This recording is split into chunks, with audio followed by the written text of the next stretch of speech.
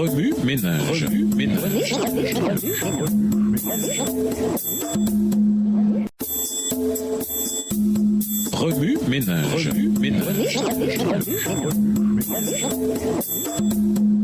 Bienvenue dans votre émission. Remue ménage. Nous voilà à la leçon de mercredi, des loups déguisés en brebis. Lisons Jean 10, le verset 1.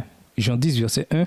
En vérité, je vous le dis, celui qui n'entre point par la porte dans la bergerie, mais qui y monte par un autre côté, celui-là est un voleur et un brigand. La métaphore des loups déguisés en brebis exprime les tensions méchantes et la tromperie. Mais plus important encore, elle peut symboliser l'ennemi de nos âmes. Sous le déguisement du fidèle disciple du berger, Satan s'infiltre dans le troupeau, notre cœur ou l'Église. Il s'ingénie à tromper et à fourvoyer les vraies brebis en créant des situations calamiteuses et destructrices, en défiant et contestant leurs croyances, la Bible et les doctrines, jetant ainsi le doute dans leur esprit. Cependant, le berger se rassure, confiant que ces vraies brebis connaissent ses paroles et sachant que lorsqu'il marche devant elles, les brebis le suivent parce qu'elles connaissent sa voix. Jean 10, verset 4. Voici quelques moyens de vous protéger vous-même. Premièrement, connaître la voix de Jésus. Connaissez-vous la voix de Jésus? Êtes-vous capable de distinguer sa voix de celle des faux prophètes ou des faux enseignants? Dans Luc 21, verset 8, Jésus nous dit de prendre garde de ne pas être séduit, car de nombreux faux messies viendront avec toutes sortes de prétentions. Il nous prévient en ces termes.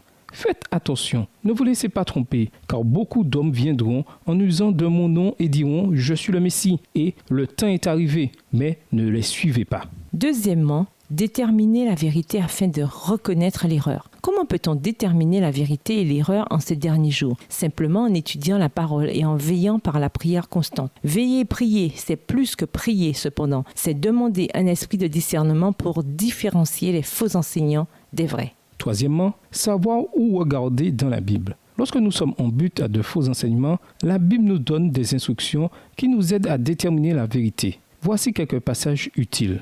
1. L'authenticité de la Bible. 2 Timothée 3, verset 16, 2 Pierre 1, verset 21. 2. Les faux enseignants. Ésaïe 8, verset 20. 3. Les observations de Jésus-Christ. Matthieu 24, les versets 26 et 27. Et 4. La prière constante. 1 Thessaloniciens 5, verset 17. Remue-ménage. Avec l'acronyme CONFIANCE, mettez sur pied un guide vous permettant d'éprouver de faux enseignements. Montrez-le ensuite à votre classe de l'école du sabbat. Pourquoi Jésus a-t-il autant insisté sur la question des faux prophètes au temps de la fin?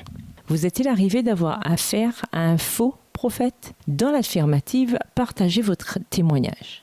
De faux enseignants ont martelé la théorie évolutionniste. Quelle a été votre expérience dans cette situation? Au revoir. Et à demain si Dieu veut. Remue ménage. Remue ménage.